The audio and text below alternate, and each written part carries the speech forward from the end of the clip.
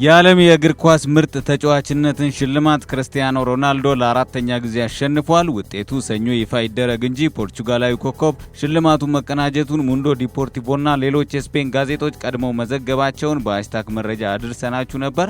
አሁን የ31 ዓመቱ ክርስቲያኖ ሮናልዶ 5 ጊዜ ሽልማት ከተቀናጀው አርጀንቲናዊ ሊዮኔል ሜሲ በአንድ ብቻ ነው የሚያንሰው። በዘንድሮ የባላንዶር ሽልማት ሊዮኔል ሜሲ ሁለተኛ፣ እንዲሁም የአትሌቲኮ ማድሪዱ አማካኝ አንቶኒዮ ግሪዝማን ሶስተኛ ደረጃ አግኝተዋል። ሮናልዶ ሪያል ማድሪድን ለቻምፒዮንስ ሊጉ ዋንጫ እንዲሁም ሀገሩ ፖርቹጋልን ደግሞ ለአውሮፓ ዋንጫ ባለቤትነት አብቅቷል።